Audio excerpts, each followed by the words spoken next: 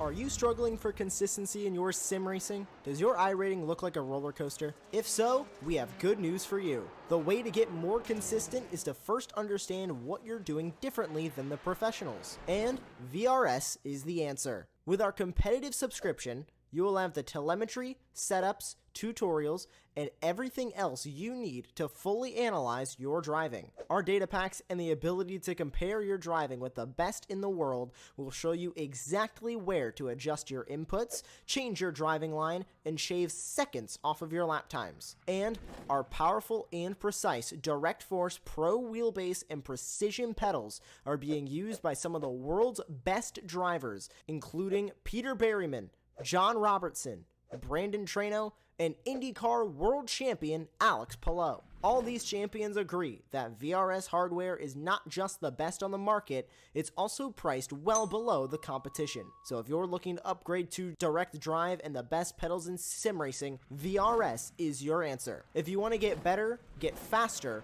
and make it happen sooner rather than later, you owe it to yourself to find out why so many people are switching to VRS. You'll be so glad that you did. Visit www.virtualracingschool.com and learn why the best use VRS.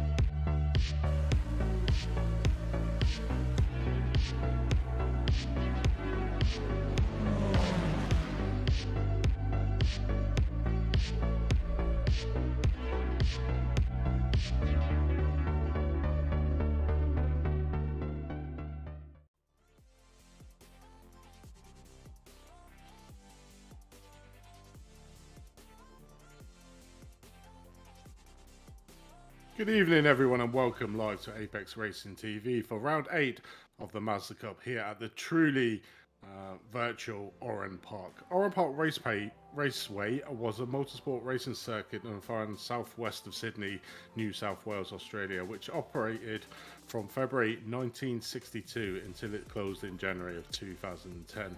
Since its closure in 2010, it has now been redeveloped into a housing estate. So the only place to race this track now is truly on a sim racing platform.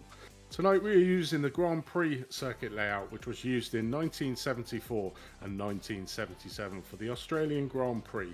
It is a 2.6 kilometre, 1.6 mile in length circuit and features a figure of 8 shape with a bridge where the track crosses over on itself. Despite the loop, the racing direction was still regarded as being anti-clockwise. After the hectic racing of Laguna Seca, we return to the calmer format of the two 25-minute races, but still expect thrills and spills, and this is a difficult track to master and will bite back if you make a mistake. I am Andy Thompson. I'm joined in the commentary booth with Adam Hatfield, and in the production box we have the wonderful Samuli Kumo. So welcome Adam to Oran Park. Yep, thanks Andy. Hi Samuli. Hi everyone at home. I'm looking forward to this one tonight.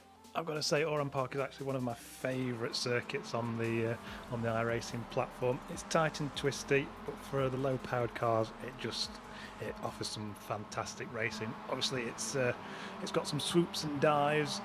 You're constantly changing your elevation. It's got some high-speed kinks as well. That turn 1 into a turn 2 hairpin for a Coca-Cola braking through there is always awkward. So I'm expecting to see a lot of action tonight. Yeah, definitely. I mean, exactly as you're saying, this track is really an undulating track, and it's a bit of what I call a Marmite track here on iRacing. You either love it or hate it. I'm on the fence, I think, at the moment. I love watching it. I pretty much hate driving around it.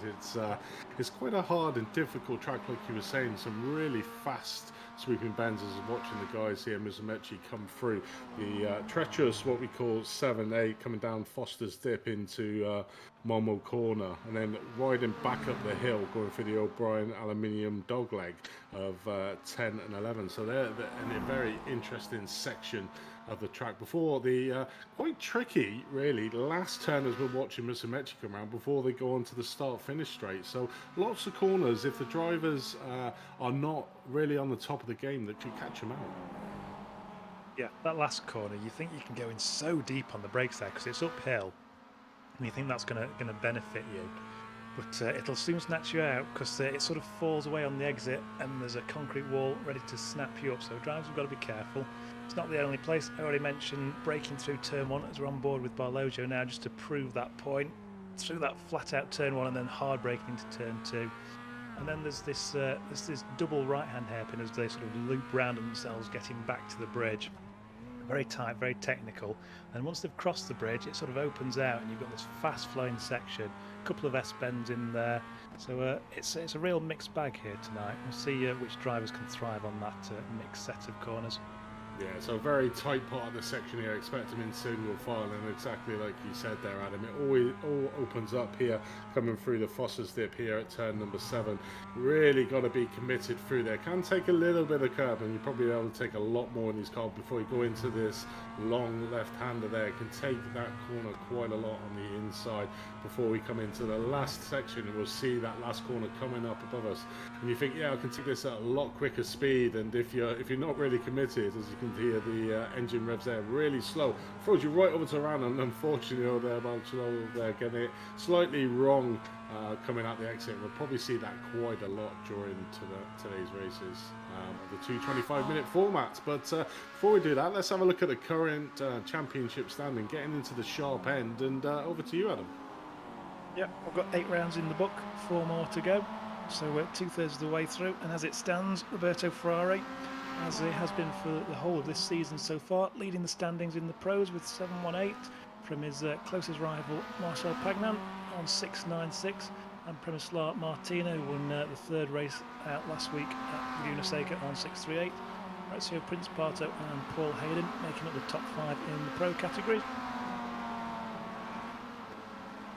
Move over to the Pro-Ams now, and yeah, we can look there. Jakob Zertzicki at the front of that on 524, with Christian Nipella quite close behind him at the moment on 536, and Matteo Bellagio there in 3rd on 532, with Kezia in 4th place on 522. So all very close there in the top of the Pro-Ams as we look over to the AMS. Yep, and you couldn't get closer than at the top of the AMS, can you? Jens Goossens, Tom Bingham tied on 420. That's a real rip snorter of a battle for that particular championship. Russ Fowler not that far off the back of them either on 396. Simon Serrano with 382 places 4th at the moment, and our favourite Irishman Damien McMullen in 5th place on 371. Yeah, and as well as the individual driver championships, we have the team championships, and at the moment, if you can get that up, Smitty, if you can find those. Let's see if we can get that up. There we go. So at the moment, at the top of it is a Pro Drive Esports. To be expected with Ferrari. Musumeci, obviously his wingman in that team, currently on 1,664 points, but close behind the Hyperon Motorsports team on 162. Those two really getting out over the 3rd place of Old Timer Racing on 1358, with Furious Racing team quite close behind on 1289, with the Media Click team there in 5th place. So certainly fighting over that last 3rd spot, but the first position in that team championship was certainly between Pro Drive Esports, as we saw there. But it's going to be interesting. So we have a format for tonight for our new listeners on and the new viewers onto YouTube is got a 10-minute qualifying now. First race is 25 minutes long, sorted by the qualifying times that we're currently watching at the moment. Then we have a little 5-minute break to catch our breath before we go hotly into race number 2, which is again another 25-minute race, which is the positions in race number 1 with a reverse grid. And the reverse grid tonight is an amicable 8 positions, so not as big as it has been in the past. So just mixing up that top 8 in the standings. So it's certainly going to be an interesting race, and like you said, Adam, it's a great track to drive, a great car to be on this track as well. So I expect some really good racing in these 225 minutes. Yeah, you just mentioned it's a top 8 reverse grid. So those Pro-Am drivers at the head of their field, Kezia, Maximin, they'll be the drivers fighting it out to get to the pole position for race 2, no doubt. It's a vital aid to their race if they can get onto the pole for the second race. Definitely. Quickly run through your grid. So your pole set here tonight in race number 1 is Roberto Ferrari. Mattia Bellagio there in second, top of the Pro-Ams. They do a really good job to place that on the front row of the grid. Principato there in third, Musumeci in fourth, Paul Hayden in fifth, Pagnan in sixth, Martina in seventh, Kezia the second of the Pro-Am drivers there in eighth, Nathan Maximum in ninth, Arash Yamantas in 10th, Jakob Zerksi in 11th, Dan Skinner in 12th. 13th place we got Russ Fowler, Raphael Nesdi, Damien McMullen, David Clasper, Ronald Moons, Jen Goosens and Tom Bingham. So the two of the AMs there in 18th and 19th position. Niels Cooper in 20th, Alan McCain, Archie Thornhill and Lee Shields. So we do have a couple of pit lane starters, Ivan Pinocchio, Napella Lace and Ian May all there to watch them. Certainly Ivan Pinocchio would be one to watch coming through from the back of the field, but waiting for the drivers to all ready up. Obviously the drivers that sat in the pit lane, so we will have the maximum amount of waiting time for we get underway here for race number 1. So what's your predictions for the winner of this race, Evan?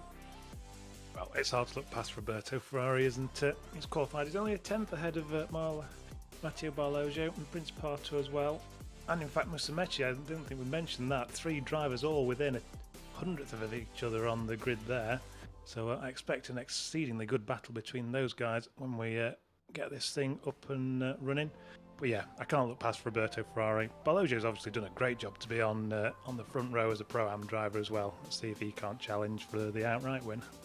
Yeah, definitely. I mean, he's done an exceptional job. He's not really been up the front end of the grid, so this is going to be new territory for Barloggio there in second place, the Swiss driver. But we can now get the flags. The lights do come on, so let's see what happens coming down into the Coca-Cola turn in turn number 1. So Ferrari gets a decent start there. Bellagio managed to get a half decent run as well, but Principato I think is alongside him, but obviously that inside line is probably the faster. A little bit of action further down the field. See a car just going off the grass there, so these tyres will be cold. Very treacherous corners, so I wonder if we'll see a car spin out here into turn number 1. A little bit of close bunching coming through, but all seem to manage, all managed to get through that turn relatively well. So well played to the drivers there, giving each other the room in what can be a pretty treacherous and a tight corner. Oh, as we say that there, car number 73 getting a little bit of a bump there coming into the tight infield section of going out onto section 2, so over the bridge for the first time and then come down through the S's through Foster's. Yeah, really impressed with the drivers at the start there. As you mentioned, it is tricky on cold tyres, that turn 1. So hats off to everyone for getting through there. They're all still pointing in the right direction as well. Good on you boys. Everyone single file at the moment, but still nose to tail, as you'd expect at the end of the first lap. To watch Pagnan jumping over the curbs and into the final corner to complete the first lap. He's been followed by Martina. These guys battling over 6th and 7th, whilst Ferrari puts the first lap in the book with a little bit of a gap out front. He's pulled immediately, maybe a second on Barloggio. He'll be hoping to build on that for the remaining 24 minutes. Yeah, definitely, but a great start for Bellagio there in second place, our top Pro-Am driver. Obviously putting in second. Oh, a bit of an incident there into the first corner. I think that's Musumeci. Yes, it is, and he's going to be stuck in no man's land now. Literally got a whole field around him. The rest of the field doing an exceptional job, but obviously we've got a car there in the background. Unfortunately, come off. That was Archie Thornhill. They've done a really good job there, considering that Musumeci was right in the middle of the track there in turn 1. So a bit unfortunate for Musumeci, who was at the front of the grid and now finds himself at the back. Yeah, he got clobbered, didn't he? I'm afraid. I think it was Paul Hayden caught him in the rear quarter panel. Hayden's also dropped down significantly, now in 17th, so it's cost the pair of them. They'll have some recovery to do. They have got a second race to make up their timing as well. But this championship is all about consistency. You've got to finish all the races as high as you can. And those two boys are not going to be doing that in race 1. Well, was that Yves Frederick, no, Alan McCain, and he gets hit again. Wow, okay. Going extremely slow there was Alan McCain though, so bit of incident here on the third lap, coming around the uphill part, coming through the O'Brien aluminium dogleg of the first corner at turn number 10. So I wonder if we could get a replay of that, Samuel, and just see what happened there between Maximum, I think it was, on that corner. So let's see if we can get a replay here. So on board with Nathan Maximum. Obviously started in the pit, so really needed to make sure he got up the grid. Just spins it out on his own, and unfortunately gets tagged there by the car number 212, who is David Clasper. And what happens here? So we got clobbered again. So we tried. We didn't quite see it at the back there, but got clobbered again when he come back on. So a spin there from Maximum, which caused a little bit of issue down the lower half of the pack there, going through. But at the front, we have the usual suspect of Ferrari out in front. But Joe is new to this and must be loving it at the moment there, being in second place of the Pro-Am. And Roberto Ferrari at the moment is not getting away. These two getting away slightly from Pagnant in first place, who obviously, as we know, is trying to fight for Ferrari for that Pro top spot at the moment. So all to play for. But Bellagio doing an excellent job, and there's 3 cars between him and the next Pro-Am of Zelzaki in 6th place. So exceptional job there from Bartomeu. Yeah, one person that accident really benefited was Barlojo. He's not got anyone on his tail now, so he can just concentrate on looking forward, hitting his marks, and trying to follow Ferrari home, I imagine. Pagnan and Principato are obviously going to battle over 3rd place from here on out. Already swapping a little bit of paint. We're on board with Yumantis at the moment as we come up the rise across the hill. He's got Kedzia, his Pro-Am rival, just in front of him. Let's see if he can't close him down through this roller coaster section. Gets a lot more curb than Kedzia ahead of him. That should mean he carries a little bit more speed into Momo here. And again, using all the curb on the inside. Oh, but maybe a little bit. No, he kept it on. I thought he was headed for the weeds momentarily there. Keeping Kedzia honest as these two fight over 7th place, and you can see the 4 cars stacked up ahead as well. I imagine he'll be wanting to get into that battle as soon as he can. Yeah, you can see from the timing tower from the 3rd place of Pagnan all the way down to Moons in 12th place, all extremely close to each other. A little bit of a gap between 12 and 13 from Mullen of 1.4 seconds. But then there's the 2 main protagonists in that Goosens and Bingham in 15th and 16th. Sorry to cut across you. Principato made a dive into 2 there. Got in too deep. Pagnan's taking it back, and I think Martina's going to benefit, is he? Oh, Principato right over the grass on the inside. They're still side by side. Bit of contact. Up to turn 4. This should benefit Principato. He's on the inside now. Oh, and contact further. He was certainly not going to give up that place without a battle. Was Martina there and Principato, so getting side by side through the tight section of this Oran Park, which done very well, the 2 of them, not to take each other out, but Principato managing to come out on top of that battle at the moment. But still got a long time to go, 19 minutes of this race left, so probably around about, I'd say, about 18, 19 laps, so still not even halfway distance at the moment. But we've got Ferrari at the moment and Bellagio there in 2nd, not moving up anywhere, and Pagnan up 3 places. I mean, the biggest mover there we can sort of see is Ronald Moons in 12th place, so up 5 places from where he started, as well as Ziki there in 6th place. Pinocchio down there trying to make a move at the back of the field, did start a pit lane start, so does have ground to make up in P18, but a steady start from the whole of the field. You can see the big losers, Hayden and Maximum, after that contact going into, I think it was the 1st corner. Yeah, into turn 2. Obviously flicked through turn 1 at high speed, and whether Hayden just got a little bit of a run and then didn't realise that Musumeci was going to defend. Oh, we've got more contact. Musumeci again. Musumeci pointing the wrong way under the bridge. Is that Jay Walsh, the other driver? No, it's Clasper, isn't it? Clasper's been in the battles in this round. Obviously, we've got innocent bystander, but we'll have a look, see what happened. Come down here. Oh, Musumeci going in extremely deep there into turn number 2. Hits Clasper. Clasper loses control, comes back onto track, and unfortunately takes Musumeci out. But obviously, Enrico did cause that first collision there with Clasper, so a bit of tip for tat really there, and I don't think Clasper could have really done anything about that. The car was probably uncontrollable going off onto the grass. But we rejoin here with a battle for 6th place. Ziki and Kedza, the 2nd fiddle at the moment in the Pro-Am. You've got Kedzia, you've got Jamantis, and Ziki fighting over that 6th. There was a car there in the background. Who was that? That was Dan Skinner. And he is ripped off his wheel, but somehow managed to stick back on. I'll tell you what, these cars are tough. Yeah, a little bit of lag in the iRacing system there. He's not done it any favours though. Look at the front of that car as Maximin comes through to benefit up to 18th place. Whether Skinner's done anything serious or not, we'll find out in the next couple of corners. But we flagged it at the start. Turn 1 into Turn 2, the Coca-Cola hairpin. It's tricky.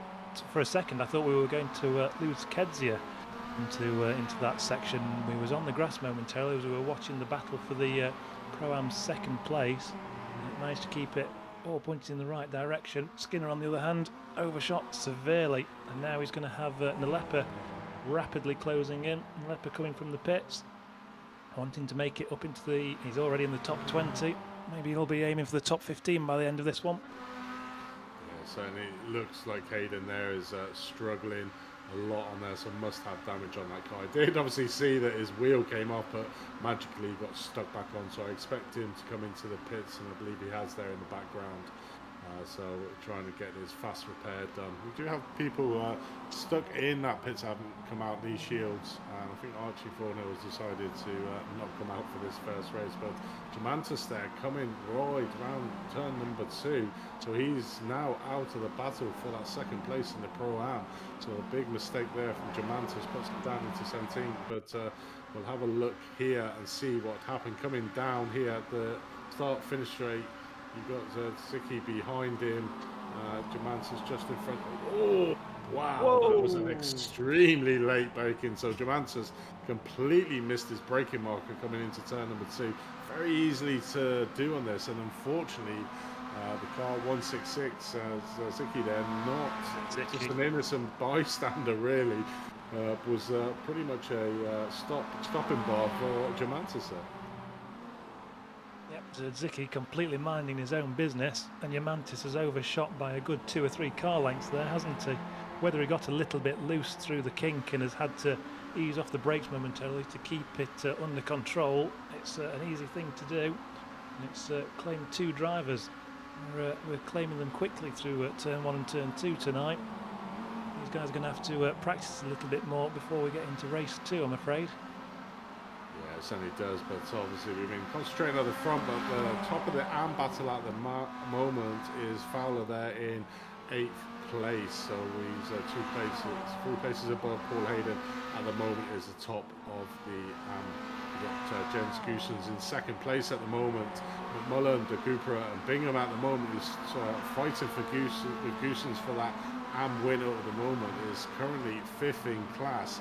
And overall he's 18th out on track, so does have some ground to make up to try and get onto the back of Goosens at the moment. But I know that Tom hasn't really driven this track, so I think this is his first outing on it, so at the moment doing an exceptional job around what is a really hard track to master.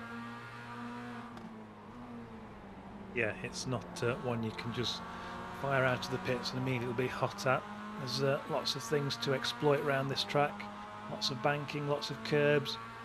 Getting it down to a fine art is difficult. As we're on board with Ziki, he's looking for 4th place around the outside. Sorry, he's not looking for 4th anymore, is he? He's been in his accident. 4th in class he was. He's down outside the top 10 now. He's got Paul Hayden ahead of him and Damien McMullen behind now.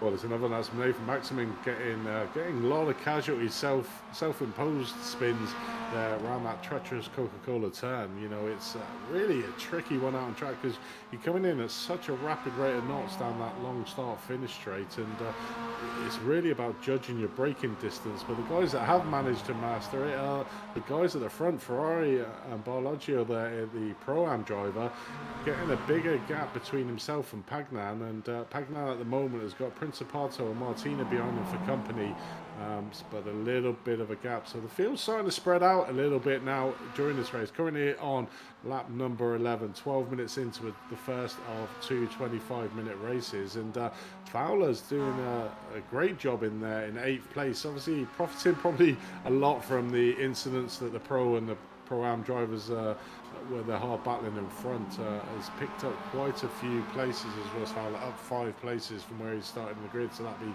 great points for him in the championship to try and close that gap to Bingham and to Goosens in front of him. So he just needs to make sure that he can keep it there. He's got a 1.2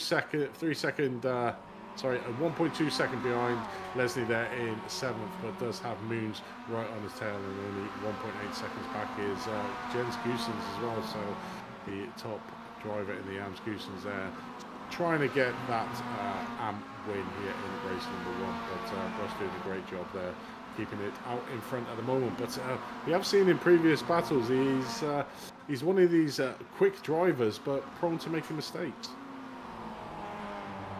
Yeah, he's making good on the phrase of first to finish first you have to finish. He's first in the AMs and he's keeping out of trouble. Long may that continue for him. He's got Ronald Moons right behind him, who wants to make it tricky, showing the nose left and right. Oh, and going in a little bit deep into the final turn 12 there. Uses the banking to pull it round and doesn't lose too much time, but really got in hot there. That just cost him about half a second, I imagine. And Russ Fowler can just breathe easy for half a lap before Ronald pulls back up into his mirrors. These guys fighting over 8th place overall. Paul Hayden behind them, the next pro driver, rapidly closing in, and he's got Pinocchio with him as well. They've both got to get past Goosens yet. Oh no, Fowler! We should have shut up. We should have let him drive. We put him under the spotlight and he's buckled under it. So another casualty of turn number 2, the Coca-Cola Tonko. Let's have a look down here. Coming down through turn 1, coming into, oh, is it Ronald Moons? Gets it slightly wrong in turn 1 and unfortunately clips the back of Paul Russ Fowler. So another innocent bystander there, Russ, and getting down the time. And so terrible, bit of terrible news for Russ, managing to get back onto track in P15, still 3rd in class at the moment, but I think he really wanted that win here tonight in race number 1. Well, the rate we're going, he might yet get it. Drivers are getting pinged off left, right and centre into the Coca-Cola hairpin, aren't they? Any sort of battle on track and it seems you're at risk of getting clobbered from behind. Oh, speaking of getting clobbered, right up against the wall, Jens Goosens there. He's got Zerdzicki right on his tail. Zerdzicki trying to reclaim the positions he lost in his own incident earlier. Ahead of them, Pinocchio and Hayden, the 2 recovering pro drivers, rapidly moving up through the field as people fall by the wayside. And this time, yep, all those 5 drivers have made it through there, so we can breathe a sigh of relief for another lap. Musumeci, that was at the front of the grid at the start of this race, down in 21st position, trying to get all the positions he can as we're watching here. Oh, bit of an incident in front. That was Lees going into the back of Maximum there and put Musumeci offline and goes through. So, Mikael Lees getting it a little bit wrong. It's really tricky because you're going at such a speed and you're actually doing what they all tell you not to do, is trying to brake heavily whilst turning around the corner. So it's a really tricky corner, that first one, to line yourself up to the Coca-Cola corner. And I think it's probably about the 4th or 5th driver we've seen here in this first race who spun it out because they've just lost the car there going into the first turn. Yeah, it's not so much getting on the brakes, it's more keeping off the grass on the exit. There's a little bit of curb that they're aiming for on exit before braking into turn 2, and if you get your line wrong through there and you approach that outside curb a little bit faster, suddenly you've lost it, you're out of room and you're going to clobber the grass or touch the grass and it'll spin you around and you clobber someone else. Oh, as number 269 Goosens almost did exactly what we were talking about there, got his right rear on the grass, managed to keep it all under control though, which Zerdzicki will be more than pleased with as he moves up into 11th. So it's that going 2x2 wide as well into that first corner. You know, there's a real that optimum line, which is the inside, which Zicki had in that, and we just saw there Jens getting pushed out onto the right hand side, so right on the edge of the track, and luckily, you know, put that wheel on the grass, but didn't kept the car under control and managed not to spin it. But yeah, certainly all mixing it out here in the first race here. 17 minutes gone, so we've got another 8 minutes left of this race as we watch a move here.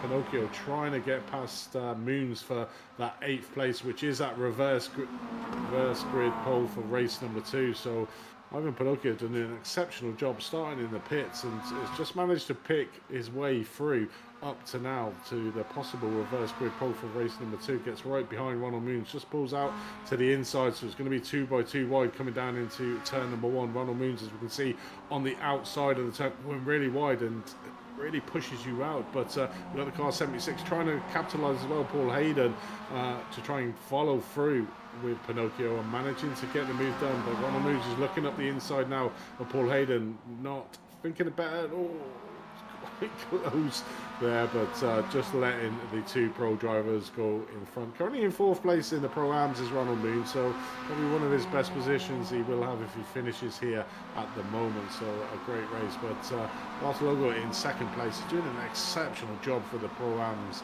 at the moment, really keeping at bay Pagnan, who, as we've seen in previous rounds, has been super quick. But this battle here we were watching there as we move to the front to Pagnan, it's almost this, you get the tracks on iRacing that you're really good at, and it seems that Bartologio is really good at this Oran Park. Yeah, I'm wondering if he's benefiting from the 3 behind battling a little bit. Those 3 pro drivers, obviously all in championship contention. Pagnan leading them at the moment from Prince Barto and Martina. I don't think they've ever been more than half a second between the 3 of them. Obviously very close together. We did mention it at the top of the race, how close qualifying was between those drivers. Oh, speaking of close, here's Niels de Kuiper, Bingham and the Leper all side by side, and the Leper's going to go out onto the grass and further. That's another accident. Pirouetting together, synchronised swimming. Tom Bingham is laughing all the way to the bank there, picks up 2 places. Oh, and someone goes off in sympathy. Who was that, number 143? Yeah, that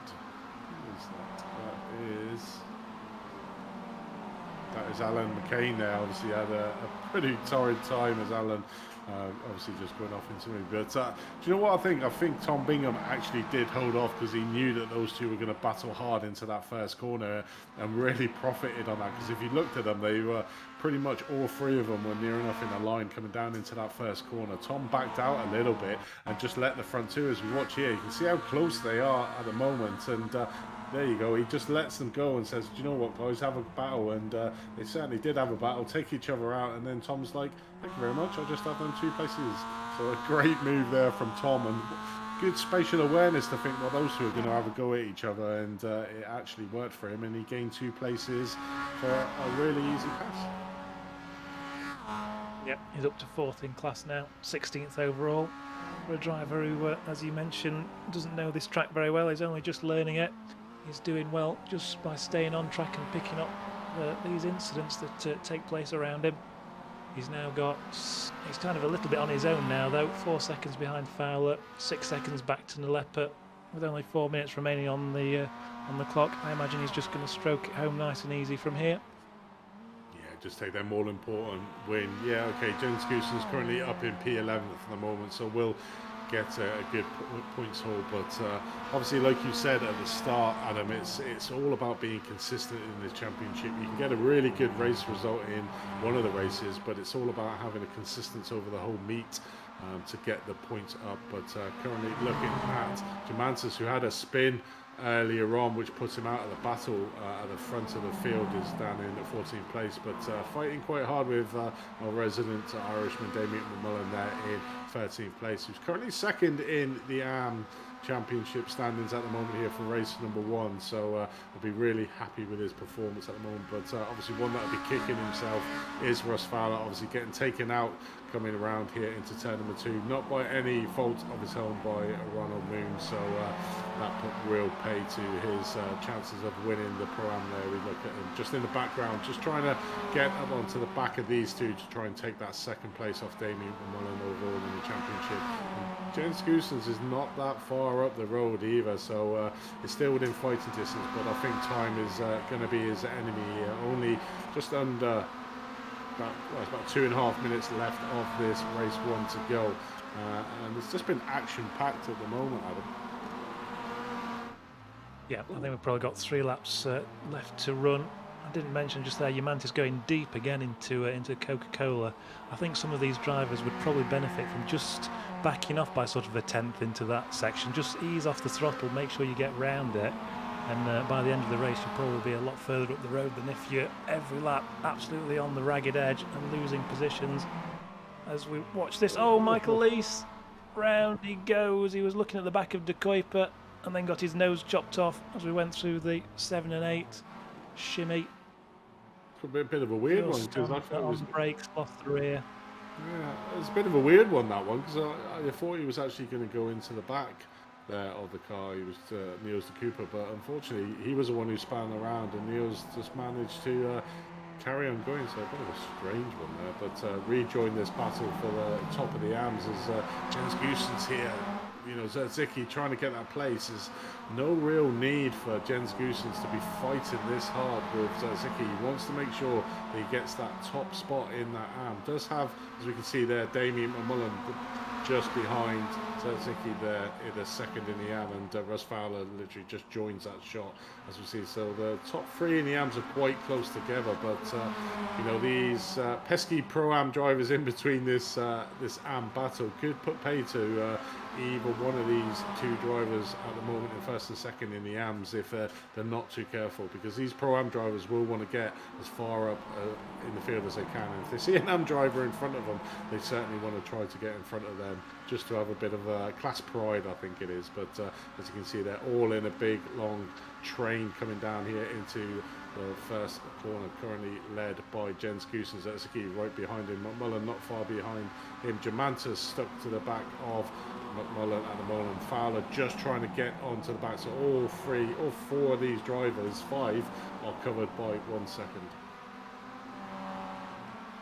Yeah, I don't know where the leaders are, but we're coming up towards the end of the race. If they're on the back straight, we're going to have one more lap. If they're not, the checkered flag's going to be flying. Here we are, here's Roberto Ferrari. He's coming through the last section. This is going to be the last lap. Lap 20, down into the final corner. Picks up his apex, nice and easy. Straightens it out for the line. Well, he doesn't make it straight. He goes left and right in celebration. Roberto Ferrari wins the first race of the night for round 8 here at Oran Park. Ojo's going to come across the line any moment. There he is. Takes home second overall and winner in the Pro-Ams from Pagnan, Principato and Martina.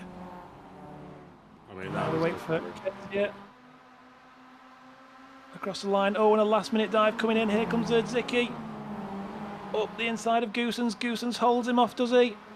Gets the better run out of the corner. They're side by side bashing doors, but Goossens going to claim that one with a slightly better run off the corner. Photo finish between them. Zicki loses out. Oh, and we've got another battle coming across the line. This is Musumeci, Nalepa and Maximin. 3 drivers who have been in the wars. And Nalepa's going to take that one for 17th place, just off the nose of Musumeci.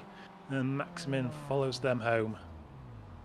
I mean, that was some really close racing there right at the end, but big kudos there at the front of the grid for Barloggio in second place, the top of your Pro-Ams. Pretty much stuck it on the first row of the grid and kept that position all the way through that 25-minute race. So I bet he was pretty much sweating at the start of that race just seeing the list of drivers that he had behind him. But that's the end of the first race, so we'll quickly go over the grid positions and then we'll go for a small break. So Adam, over to you. Yep, as we just saw that, Roberto Ferrari claims yet another win in this Season 4 championship, seeing off Matteo Barloggio by 3.5 seconds in the end. Marcelo Pagnan comes home in 3rd place from Orazio Principato and Prenislav Martina. Bartolomej Kezia in 6th place, second in the Pro-Ams from Rafael Lesny. Ivan Pinocchio comes from the pit lane in that vital 8th position, which will put him on pole in the reverse grid race 2. Paul Hayden unfortunately falls down due to his incident earlier in the race with Musumeci. Can only finish in 9th and will start that position in race 2. Just missed who was 10th there. Jens Goossens grabs 11th though. Jakob Zicki in 12th from Damien McMullen. Ias Humantis in 14th from Russ Fowler and Tom Bingham. Christian Nalepa comes home 17th ahead of Enrico Musumeci. Nathan Maximin in the wars a lot tonight comes home 19th ahead of Niels de Kuiper. He's Fredericks, Ian May, Mikael Lees, another driver we saw off, and Dan Skinner towing home Actually, he went into the pits, didn't he? Took a pit stop to repair his damage, could only recover back up to 24th ahead of David Clasper, Jay Walsh, Alan McCain 2 laps down, Lee Shields and Archie Thornhill, who we saw out right at the very start. And that's your 29 car finishing order. So we're going to take a quick break here to see a advert from one of our sponsors, Virtual Racing School. We'll be right back here on Apex Racing TV straight after. Are you struggling for consistency in your sim racing? Does your iRating look like a roller coaster? If so, we have good news for you. The way to get more consistent is to first understand what you're doing differently than the professionals. And VRS is the answer. With our competitive subscription, you will have the telemetry, setups, tutorials, and everything else you need to fully analyze your driving. Our data packs and the ability to compare your driving with the best in the world will show you exactly where to adjust your inputs, change your driving line, and shave seconds off of your lap times. And our powerful and precise Direct Force Pro wheelbase and precision pedals are being used by some of the world's best drivers, including Peter Berryman, John Robertson, Brandon Trano, and IndyCar World Champion Alex Palou. All these champions agree that VRS hardware is not just the best on the market, it's also priced well below the competition. So if you're looking to upgrade to direct drive and the best pedals in sim racing, VRS is your answer. If you want to get better, get faster, and make it happen sooner rather than later, you owe it to yourself to find out why so many people are switching to VRS. You'll be so glad that you did. Visit www.virtualracingschool.com and learn why the best use VRS.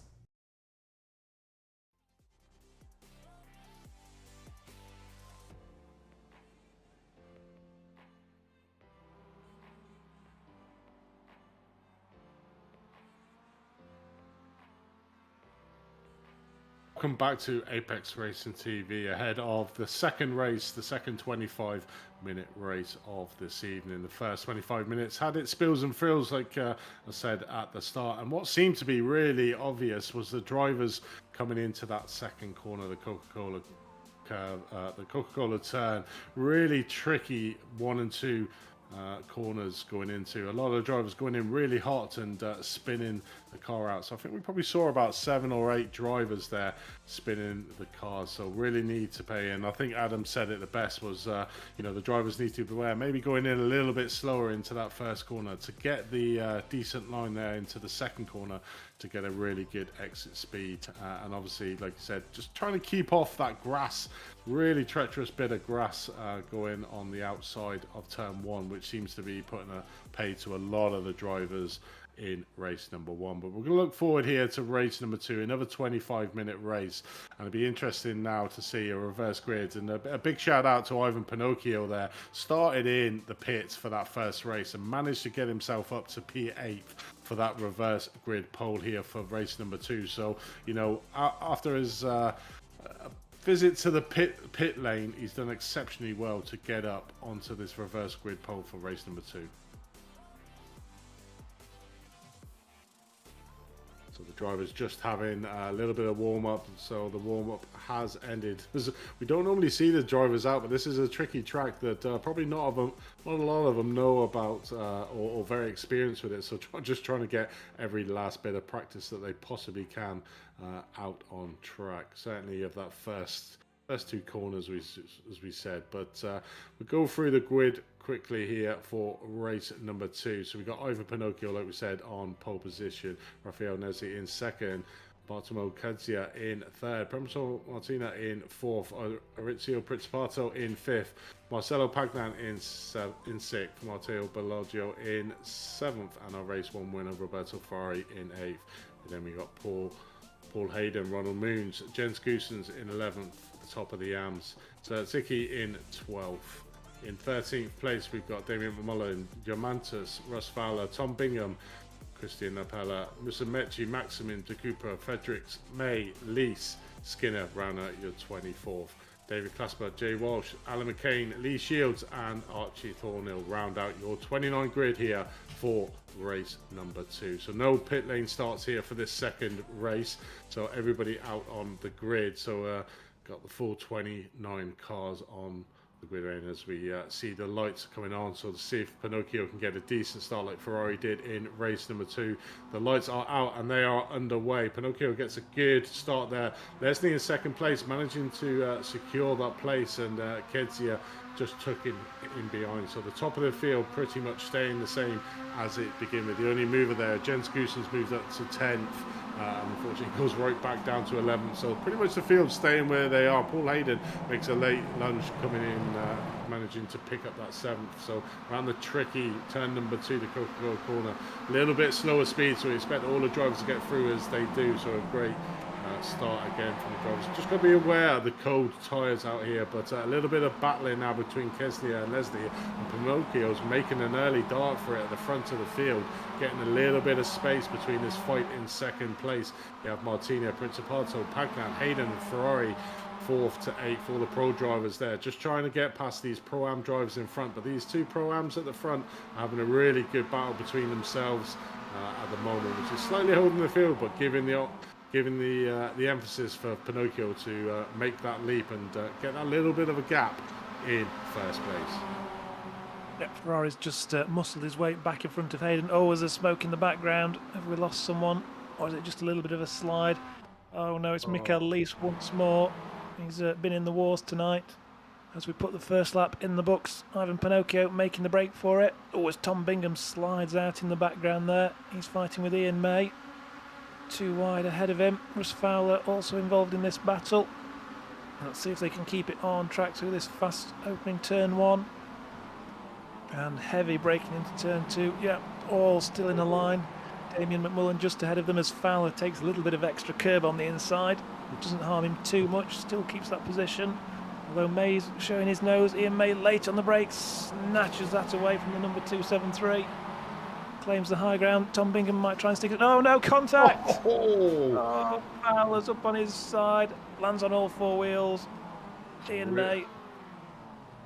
Real treacherous part of the track to try and keep it 2 by 2 wide on that infield, as you see there. Russ Fowler going back to the pit, so a terrible round for Russ. Obviously doing really well in the first race, getting slightly hit from the back coming into second, which put pay to his race. But coming out on pack, we're watching Nathan Maximum all over the back of Walsh at the moment, just putting the AM driver under a load of pressure here. But at the moment, you can see the cars snaking around these little Mazdas as Nathan puts it up the inside here into the last turn. So should have the position done, but it's going to be side-by-side action coming down the start-finish. Nope, manages to get the position. So tucks in nicely behind Goossens in front of him, but Archie Fornell making a move up on the inside on Jay Walsh as well, so making it 3 wide here into turn number 1. Watch out, boys, this is not really advisable. Jay Walsh just backs off the end of it, as you see there, the 143, as you said, hits that grass, and Alan McCain luckily managing to save that car, and Jay Walsh's excellent braking ability there has pretty much saved the day, because that could have been a big accident. Astonished from Alan McCain. He was left, he was right, he was anywhere but the direction he wanted to be travelling in, but he got it all sorted just in time. Multiple drivers we've seen tonight do that and cause chaos ahead of them. Hats off to Alan McCain, keeps it all pointing in the right direction and lives to fight for another day, as do the drivers around him. As we're watching Maxman now, trying to go around the outside of Fredericks. He's not going to do that into there. Might get the exit. Oh, a little bit too much curb on the inside there, though, I think. Unseated the Mazda underneath him. Going to flick back through this right, left, and get the run into the final hairpin. Claims the high ground there. Up on the curb. And, yep, position pretty much done there. They're going to run down to turn 1, but Nathan now has the high ground. Should be able to get that move completed and move up into 21st overall. Frederick's not done though, and goes side by side here into the first corner. Frederick just backs off a little bit. Probably an advisable move doing that into turn number 1 to make sure you get this exit. Seems to be in a really treacherous corner, as you see. Maximilian and Jay Walsh in the background, and Alan McCain going off around turn number 2. So a bit of a mistake there, and looks like the car 232 has made a thing, and Russ Fowler there has managed to get back one of his positions So a bit of a mistake there from them drivers. But one driver that's doing exceptionally well at the moment, Pinocchio, 2.6 seconds, has made a real good jump at the start of the race with Kezia and Leslie behind him in second and third fighting. It's pretty much held the field up and give Pinocchio the emphasis he needs to get that head start, and it'd be really hard man to catch. Extremely quick drivers we saw in the first race, managing to get it from the pit lane up to P8. So it'll be take an exceptional driver to close that gap down and try to get past Pinocchio for this race number 2. Yep, drivers you might expect to catch him. Ferrari, Pagnan are mired in this battle now, and it's not an easy track to make your overtakes on if drivers are similarly paced. There's no clear-cut opportunities. Probably the best one is to get an overlap on the run to turn 1, use the draft down the main straight. Everywhere else it's going to be a little bit of a dive. So, let's see if any of these drivers can set something up, but at the moment I think Kedge's looking fairly comfortable, leading the pack in second from Lesney. Lesney's more under pressure from Martina, if anything, to be honest, but this entire pack stretching all the way back to Ronald Moons in 12th. Over more than 7 or 8 tenths between any of these drivers. So, everyone wants to be on their best behaviour here, top of their game. Any mistake and you're going to drop way down the field. Oh, speaking of mistakes, Kezia just keeps it pointing the right direction. How did he keep that on track? He was literally near enough sideways coming through that. But yeah, great job here from the Media Click Racing team. Obviously, we saw at the start the two guys in the teammates fighting out for that second position, and now dropped into race formation, as you would say, with Kezia getting that second place and Lesney there in third place. Pretty much his rear gunner, but he's coming under heavy fire at the moment from Martina back in fourth place. So really trying to defend and, you know, pretty much almost like holding up the pro train behind him, Martina, Pagnan, Ferrari, Principato and Hayden there in 8th position. So all extremely close. You can see on the timing dial about 0.3 of a second between each one, between 4th all the way down to 8th. So extremely close, and just waiting to see if any of the two Pro-Am drivers in 2nd and 3rd make a mistake. But doing an exceptional solid job at the moment is the Media Click Racing team, and this will be a really good points haul for both for themselves and the team. But both of them taking that curb exactly the same. They're living life on the edge, these two drivers in 2nd and 3rd. Yeah, one feature of this track is how narrow the curbs are, both on entry and exit.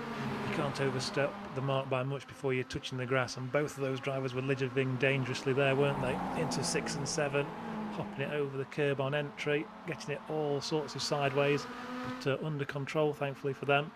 One thing that is in their favour is that all the pro drivers, they can't just look forward behind them. They've got to keep an eye on the mirror against their rivals. The rivals might throw one up the inside as Martina gets a slight overlap, does he? Oh, sideways on the brakes. He's still claiming that inside. Lesney's got an overlap though. The track's going to turn right in a second. If Lesney can keep the overlap, he'll still claim this position. Martina trying to get it done around the outside now. Goes in very, very deep, way out into the weeds. But surprisingly gets the momentum and snatches the place away. Wow, I thought he'd thrown it all away then. Manages to keep his minimum speed up though, and right round the outside of Lesney. Now he can concentrate on Kezia. Yeah, definitely a great move there from Martina, keeping it very clean, obviously going way off track to get that passing move done, so a little bit of risk there for Martina, but with paid off that reward handsomely for getting that third place, and now, like I said, has got his sights set on Kezia out front. But obviously with this battling currently going on down the field here in P2, Pinocchio's managed to get a 3.9 second gap over the rest of the field as we watch the two main protagonists in the pro standings, Pagnan and Ferrari, battling out in 5th and 6th at the moment. Pagnan's extremely fast and looking up and trying to eye up Lesney as well to try and get his position. Looks quite strong coming down here into turn 1, and Lesney just backs out to give Pagnan the position, but Ferrari tried to follow him through there but couldn't quite make the move stick. So Lesney leaves down another position. Obviously was P3 2 laps before, and now currently in P5. But looking further down the field, it looks like a good battle going to be ensuing for the AMs. We've got Goosens in 15th place, McMullen in 16th, And then we've got Skinner just in that battle, the pro driver, not really having much of a look at the moment during this round, fighting it out with the AMs. But certainly the AMs all close together. And the ones at the top of the champions, Goosens, McMullen was quite close there in 4th place, and Bingham. So hopefully they'll all get back together and have a really good grandstand finish to this race number 2. Yep, Skinner has come from 24th on the grid. He's up to 17th now, so he's making steady progress. Probably didn't make the progress he wanted to on the opening lap. That's the time to make all your big bold dives and pick up multiple positions. Now he's just going to have to pick them off lap at a time. He's got McMullen and Goosens within easy reach ahead, and then there's a small gap to Yamantis up in 14th.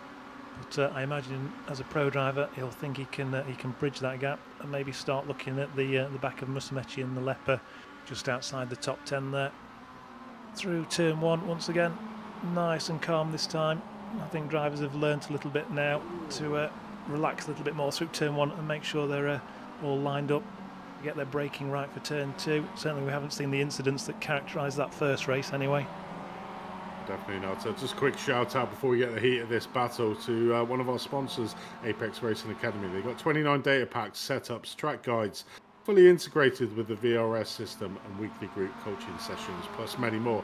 Head over to apexracingac.com to see all the wonderful products that they can provide to you to enhance your iRacing abilities. So we'll rejoin the battle at the front of the field, and Leslie now under heavy pressure from Ferrari. Ferrari putting it down the inside, Leslie putting it on the outside, almost giving him the place, not really fighting that hard with the pro drivers. Leslie still getting some really decent points, second in the Pro-Am, still 2 places between the next of the Pro-Am drivers. In 9th place there, Bartolomeo there, who was second in race number 1. Not making the progress that he did in that first race, but a steady, you know, he's only lost 2 places from where he started at the moment, but just needs to see if Leslie comes back into the grasp. But you can see there in the midfield, that 144 car there, just getting it slightly wrong again and losing another position to Hayden, and all of a sudden we've got Bartolomeo there in 9th place, right on his tails at Zicki,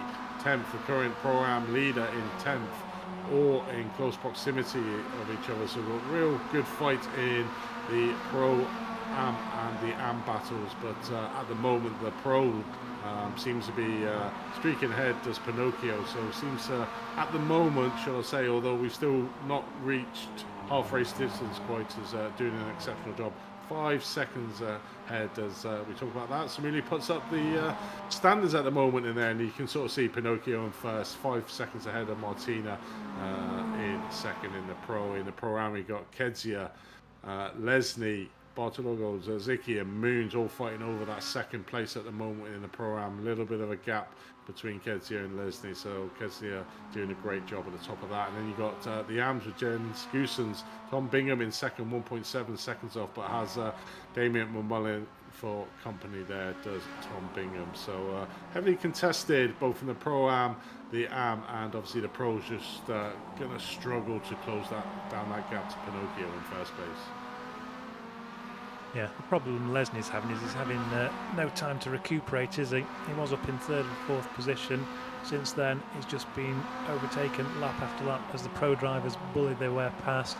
And even now, he's got Barlojo right on him, soon followed by Zicki and Moons. So he's just not got that time to recuperate, to calm down, get his lines back underneath him. He's immediately under pressure from car after car. It's stabilised slightly for the moment. He's still there in 8th place. Meanwhile, Kedzia, we saw on screen, gave up second to Martina, and then Pagnan as well went through. I think he decided best not to battle those boys. Best just to take home the Pro-Am win. Just let those 2 go and see if he can't finish a little bit higher. He's got Ferrari with him now, though. As we see on screen, Ferrari pulling out to the right-hand side. Kedzia's going to defend this one a little bit more, it looks like. Way down on the inside, it really tightens up there. No, and Ferrari right round the outside. Oh, that was great there from Leslie, just to slow his car up. Ferrari had a really good run on him around that turn number 1, right around the outside. Could have crossed, but Kedzia just basically got the car stopped in there because it quite easily gone into the back of Roberto Ferrari around the Coca-Cola curve. there. So great job from Kezia, but moves down to 5th place. So that's Principato and Hayden behind in the pros before, obviously, the battle, which we can see Bartolomeo there getting that 8th place over Leslie as well. So Leslie's just going the wrong way at the moment, which is further down the field. Lost a big lot of time on track to the Pro-Ams and is really putting into the clutches of the rest of the Pro-Am drivers. And at the moment, struggling to maintain position out on track, currently down in P9. Yep. Oh, that was Kezia looking right in at Principato. Principato just snatched that away under the brakes, I think, as we end lap 13 there. Sorry, end of lap 12 even. Oh, as Skinner's off again. Oh, race 1 ended in the barrier and a pit lane repair job. It looks like it's going in the same way in race 2. Let's see on the replay how he's ended up there. So coming into the chicane, oh, has a bit of a hit there. Oh, that was with Goosens, wasn't it? Goosens, isn't it? 269. Yeah, Goosens, and nearly collected Tom Bingham as well, the top 2 in the AMs at the moment.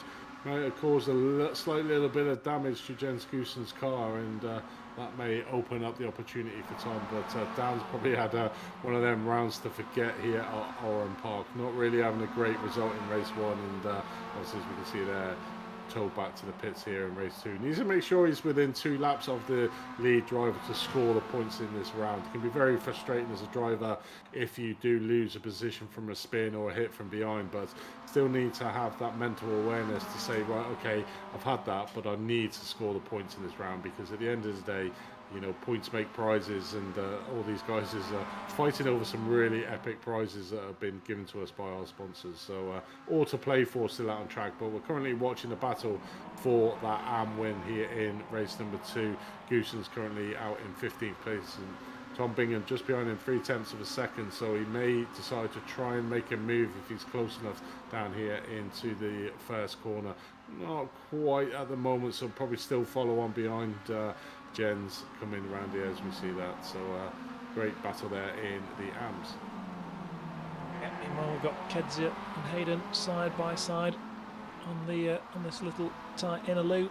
Oh, Hayden shows his nose once more, while Ojo's got past Lesney and joined onto the back of these two as well. So it's a 3-way fight for 6th place overall. Principato a couple of seconds up the road, kind of on his own. And then Ferrari, Pagnan and Martina are going to slug it out for 2nd place. Oh, it's all over the grass on the inside, those two. And Hayden right out to the white line on the outside, entering turn 10 as well. Turn 9 even, that's Momo. Oh, meanwhile, Zerdzicki, Moons, Nalepa all over the top of each other. Oh, Nalepa's all sorts of sideways. Oh, and managed to get it going in the right direction again. Musumeci, meanwhile, tries to slot through on Moons as well. Musumeci has come right from the back and is up to 12th, making a good recovery drive. He's got a few cars ahead of him as well. I hope to pick off as well. As we join Ferrari now, he's got past Martina. Oh, it's Barlojo round the outside of Kezia.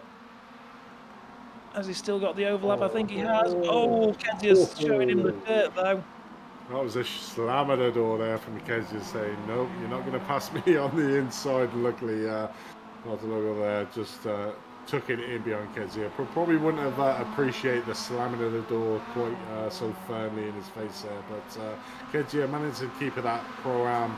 Looking really strong at the start of the race, fighting up very much at the front of the field, but has now been brought back, overtaken by all the pro drivers in front of him, and now we have this epic battle for the Pro-Am between Kezia, Bartolomeo and Lezo. Oh, it's Pagnan and Ferrari fighting it out, the top 2 in the pros. Ferrari got that inside line over Pagnan coming into the last corner, managing to get the move done, so a great move there, and obviously it was optimal time for Ferrari to think, you know what, I need to make this move on Pagnan on this track. Currently 18 minutes, 19 minutes gone, 6 minutes left, but Pagnan coming back on him, trying to get that inside line. Ferrari pushing him really tight onto the inside. Watch Ferrari dip onto the outside, coming around. Oh, great move there from Pagnan to take the position back over Ferrari. So these two will be fighting it tooth and nail for the last 6 minutes of this race. I'm surprised Ferrari didn't cut that inside line off completely. He didn't show Pagnan down to the white line, did he? And Pagnan decided, well, if you're going to leave me a car width, I'm going to take a car width. Did exactly that into turn 1 and has reclaimed second place. Martina was showing interest behind as well, but couldn't quite pick a line to capitalise. Remains in 4th place with Prince Parto now onto the back of what is now a 4-car battle for second place. Pinocchio still out in the lead, 7 seconds ahead. He's got this one wrapped up so long as he keeps it on the black stuff.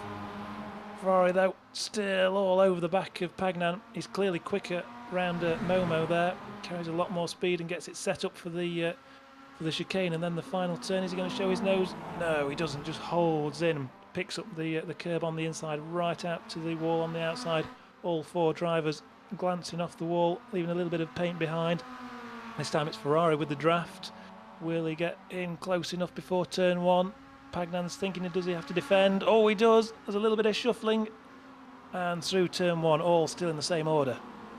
Well, I thought Ferrari was going to try to do his famous switchback move there on Pagnan, but Pagnan wasn't playing the game with Ferrari and just kept his line there. So a great defensive position there from Pagnan. So the battle continues, and you might be forgiven for thinking that this is the battle for first place, but Pinocchio out in front, 6.4 seconds in the 25-minute race on the cars that are so closely. Obviously, they've got all the same setup, the advanced standard setup on iRacing, so there's no advantages over the different setups of the cars, so it's all down to driver skill and obviously bravery, I think, half the time to try and get the maximum positions. But Pinocchio doing an exceptional job, so the best that these guys can fight over it is that P2, but certainly a heated battle. You got Roberto Ferrari, currently the pro leader, battling it out behind the second place. In front, as we can see there, Pagnan is doing an exceptional job trying to keep Ferrari bound, but it's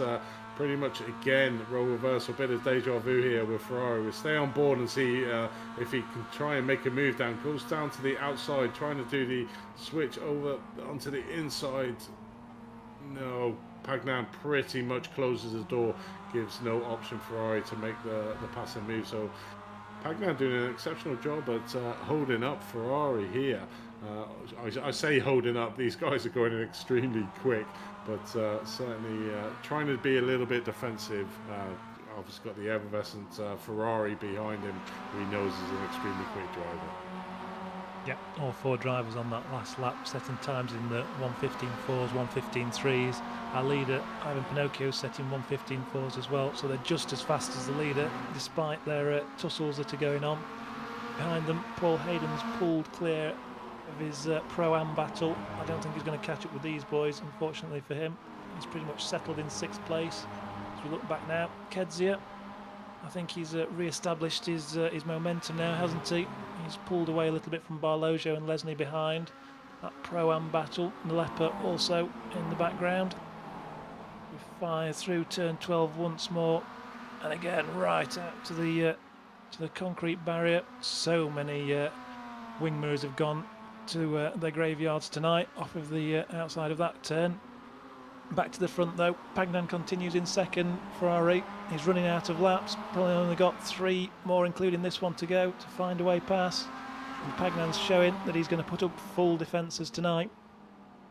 Certainly does needs to try and recuperate some points over Ferrari. Unfortunately, probably won't get it done here, as obviously finished 3rd in that first race. So we'll lose if it stays the same it is, but at least it limits the loss that he would have to Ferrari in this round. Really needs to make sure he does stay in front of Ferrari, because if Ferrari gets past him, the lead at the top of the pro standings will start to become insurmountable for Pagnan there. Currently leading out in second, this battle for second place here at Oran Park in race number 2, but has Ferrari just trying everything he can to try and get past him. You would be thinking that this is the final race of the season and winner takes all. The way Ferrari is just trying to push Pagnan and get that position done, as we see there Pagnan using all the road, and even iRacing got confused and thought he went into the pit lane there as they come down again into turn number 1. Yep, this is the last lap. They're going to run out of time on this lap, so this is your last chance, boys, to try and put a move on the driver in front. Ferrari will be very much aware of that, I imagine. Oh, as we go onto the back of Pagnan, get a great view of the front bumper of Roberto Ferrari. as he probes and pushes and tries to find a way through. He was just on the underside there. I thought he was going to have a little bit of an overlap as we run up to 4. Now climbing up to the bridge. Again, he's got a tighter exit, but not the momentum to hold him into position.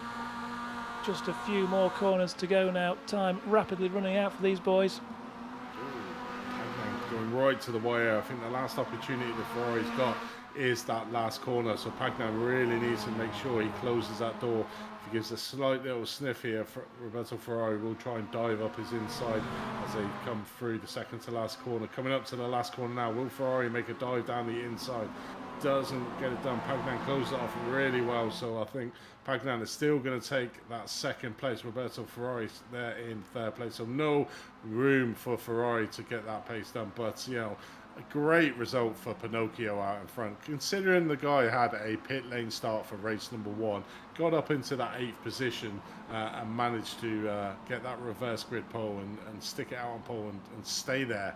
Obviously he was helped a bit from Kedzio and Lesney at the start of the race that were holding up the pro drivers behind him, but certainly not going to take anything away from Pinocchio there, who wins race number 2, and obviously that all important points for that pro standing. Kedzio managed to get the pro am win there, and the winner of the AMs was Jens Goosens in the end, but closely followed by Tom Bingham, so that battle will ensue for another round more in the AMs. But watching the tail end of the field now coming over, Russ Fowler had probably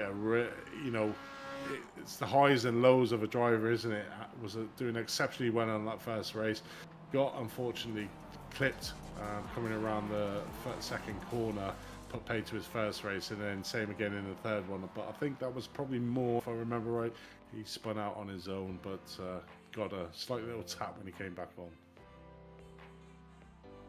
Yeah, plenty of drivers got into their own mistakes in that second race. It was a lot cleaner than the first race, so as we mentioned, I think drivers learned to calm down a little bit, certainly through turn 1 and turn 2. Realised that it was better to survive that than push the envelope lap after lap. But otherwise, some fantastic racing, and here's our results for race 2. Ivan Pinocchio claims the win from pole position. Marcel Pagnan 7 seconds behind in the end, fighting off his main title rival Roberto Ferrari in third place.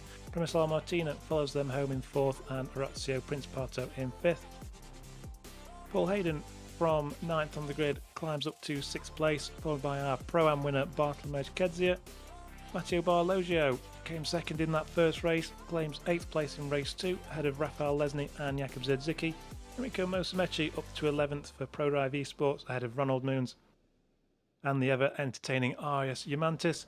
Jens Goosens wins out in the AM category, seeing off his title rival Tom Bingham into 15th place ahead of Damien McMullen. David Clasper comes home 17th ahead of Archie Thornhill. Yves Fredericks in 19th ahead of Jay Walsh, Lee Shields, Christian Alepa, the ever-unlucky Russ Fowler and Dan Skinner. And we also saw Ian May in the walls with Alan McCain, Niles de Kuiper, Nathan Maxman in 28th, and one more, Mikkel Lees, who we saw out early, spinning under his own skills, unfortunately. And that's your 29-car finishing order. So an entertaining 2 25-minute races we've had here tonight. But a big shout out to our last sponsor here, SDK Gaming.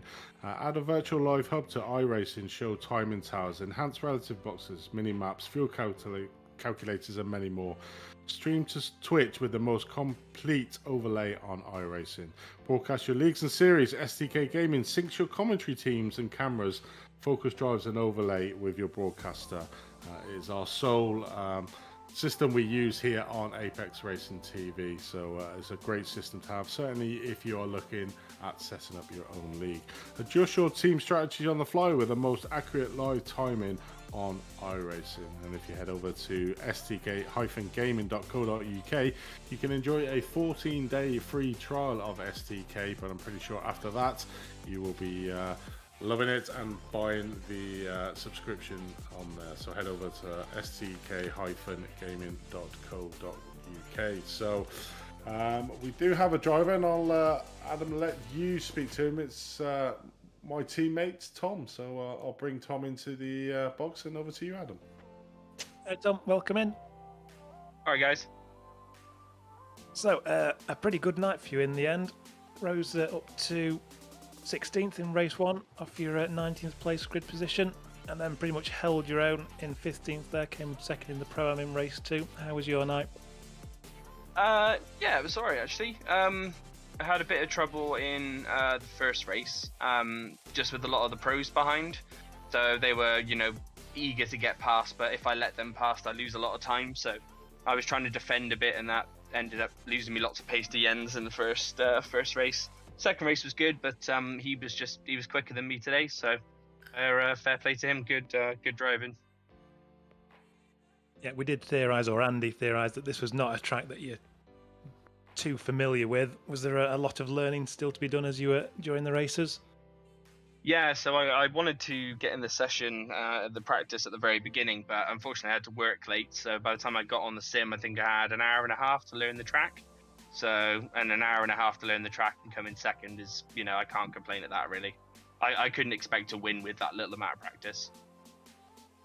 Yeah, there were a couple of incidences in both races where we joined you on board and we saw you making up positions as other drivers came together around you. It was a little bit hectic for you, I imagine. Yeah, it was a lot of Days of Thunder moments, if anyone knows that movie.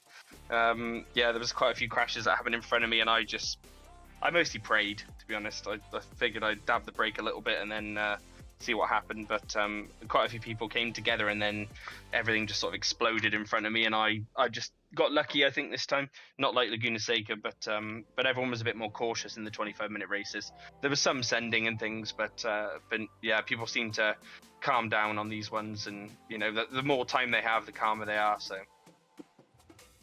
yeah, I think in particular we saw a lot of incidents through turn 1 and into turn 2. I wonder if you could explain just how tricky that corner is, particularly when you have to brake from such a high-speed kink.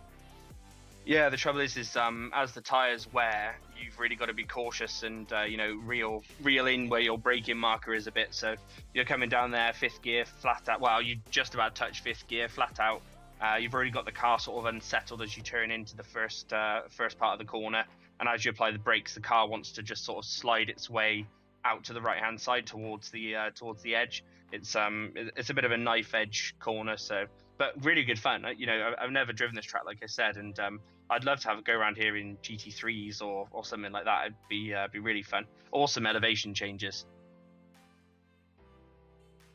Right, well, that was a good bit of racing tonight from yourself. If you'd like to shout anyone out before we get our next driver in from the waiting area. Yeah, obviously just everybody at Apex and for all the awesome work you guys do, all the Performance Link guys, and my wife for putting it on my sim racing, and anybody else that knows me. And yeah, congratulations to Jens. He really did deserve it in that one. Thanks very much, Tom. Cheers, lads.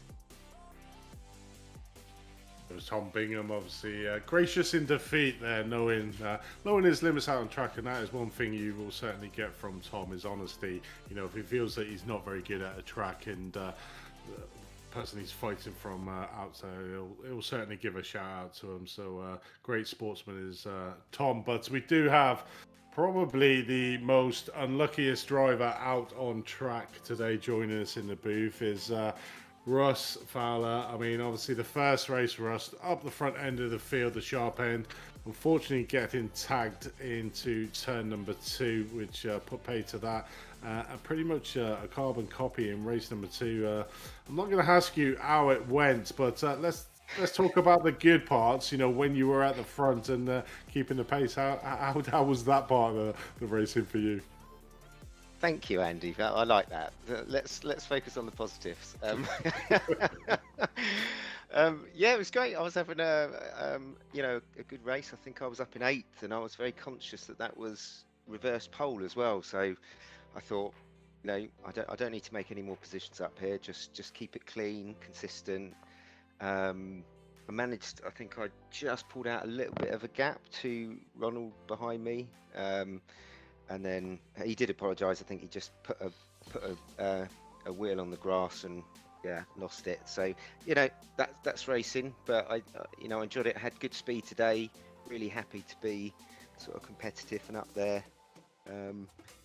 And yeah, I mean, I didn't really see an awful lot other than saw a lot of people coming off. So I don't know if we've set a new record, but I think you probably did. I think you did round turn number 2. I don't think we've seen as many spins around that corner, but it is a very tricky corner. But just give us your take on it. We've heard Tom's take coming down that start finish, coming into turn 1, going into that tight left-hander of the Coca-Cola turn. How was it for you? Yeah, fine. I mean, the breaking point's quite easy because it's basically the apex of what essentially is turn 1, that kink. And then I've just found if you're light on the brakes, then it's actually quite an easy corner, really. You can lose a couple of tenths quite easily, I think, just by braking too hard and just not, the car not sort of turning in. So that's why today I was really focused on kind of consistency and not getting too anxious. And when I slipped back, I think I lost about 5 positions. I had quite a gap to catch up with Damien and Jens, but I managed to do it, I think, by the end. So yeah, but that second bend is tricky, and I think if you don't defend the inside line, you do get people kind of diving up your inside. So you got to choose your line carefully. Yeah, definitely. I mean, that's one of the things we were talking about in the race. Obviously, you're not going to go a whole season without an incident. So it's having the mindset, and we certainly saw it from yourself in race 1, pretty much at the front end of the field, having that unfortunate incident around turn number 2, getting put down to the back end of the field, but then having the thought to say, I need to be within 2 laps of the leader to gain the points, because at the end of the day, even if you come further down the field, when you get past, I think it's P10, it's only 1 point difference. So it's all important to get back up to the front, and we certainly saw that. And does that become a mindset when you have that? Have your spin, get your little frustration out, but then get your mind back onto the race and try and do the best you can. Yeah, absolutely. In the second race, because I think my incident was on lap 1, and again I checked the replay sort of quickly. I thought Ian had sort of crowded me off, but he did leave space. I think it was a bit of netcode again, so maybe not. I haven't really checked the replay properly, but yeah, when I obviously had to tow, and then you're right back at the end, and what I tend to do is just set little targets. I found myself having to follow some other cars, and it was a bit difficult because Ian was catching me up again, and I was determined to finish in front of Ian. So, so I had that tricky situation where I didn't want to compromise the guy in front's race, because I was essentially a lap behind. So it was a tricky juggling act, really. I think it was close in the end, but yeah, in terms of picking yourself up and just making the most of it, I mean, I just love kind of racing and just treating every lap as a challenge. So yeah, I feel I was a bit gutted. I think today I've missed a big opportunity to close the gap down on Tom and Jens, because I felt I had the speed today, but I'm not sure what track we've got next, because you always mention what track's next. So what's next? So I can prepare myself mentally.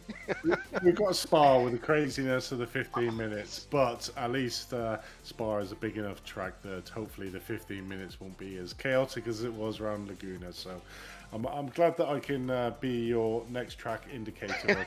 To the first, but, good luck in that track, Russ, and let's give a shout out before we let you go, mate. Yeah, just a quick shout out to my wife and kids who put up with me doing hours of practice. So yeah, and I'm looking forward to Spa. I really enjoy Spa, so maybe I'll not do quite so much practice this week, because I know it quite well. So There's some quality time with the wife. There you go. Yeah, exactly. Well, cheers for joining us, and looking forward to seeing you in Spa, Russ, and hopefully you do better there, mate. Cheers. All mate. right, Andy. Cheers. Thanks. There was Russ Fowler, obviously having a bit of a torrid time around here at Oran Park, but still loving life in the Mazda. And I think we've got time for one last interview, and lo and behold, it seems to be the trio every single time. So we got Damien that's joined us again in the commentary box. So Adam, over to you for Damien. Hi there, welcome back into the box. How are you, Adam? How are you keeping? Yeah, very good, thank you. We've been entertained tonight. Let's have it from your point of view. Absolutely brilliant race. And as I say, to one of the other lads there down in the waiting area, it's probably the best racing out of the whole season I've done, and really, really enjoyed it. Really clean, really enjoyable. It wasn't argy-bargy like the last few weeks, but we got where we wanted to be, and I'm delighted. Yeah, I'm sorry to say we didn't have much of you on camera Yeah, tonight. don't worry. I'm okay about that. Race 1, we had all sorts of chaos in and around you, but obviously you didn't get caught up in that. Then in the second race, I think you must have had another peaceful one somewhere in the mid-pack. Yeah, just took it easy and just got my position, and I was like, okay, Sunday drive, and just keep going and don't make mistakes, and that helped out big time today. Yeah, we saw a lot of incidents in turn 2. I think we've already mentioned we probably set a record for number of incidents at the same corner in a race meeting. And we've asked our previous 2 interviewees how they viewed going through what is a very tricky opening couple of corners. How did you handle that area of the track? Well, I was literally clinching my body to hope there wasn't going to be any incidents, and for the boat races I survived them, but I did see a few cars going flying around, and I was hoping they wouldn't connect me, and they didn't, so I was delighted after that. But unfortunately, hard luck onto the people that had a bad experience in turn 2. Yeah, and in that second race, you were up with Tom Bingham and Jens Goosens, your AM rivals. How good of a fight was that with those 2? Brilliant, because out of the whole season I've been battling just at the back and seeing them lads up there, and I was like, I need to get back up with those boys, and tonight it happened, and it was just great. Me and Tom were battling for second and third, and then I realised there's no point wrecking his race for the championship because he's higher than me in the championship, so I said I'd let him just go and see can I follow him. And it almost happened with the 2 boys coming together, and I was like, oh, free spot dance coming, and no, they kept it together, and I finished third in race 2, and I was delighted with that. They are mean, aren't they? Keeping it on track for you when they could have just let you by. It would have been sweet. I think we've got time for just one last question from me. Next week we're at Spa with the 3 15-minute format. How are you looking forward to that one? Can't wait. Spa is a lovely track, and the slipstream alone is going to be brilliant, and hopefully everyone will have a good race next week. Brilliant. Thanks very much, Damien. Thanks, Az.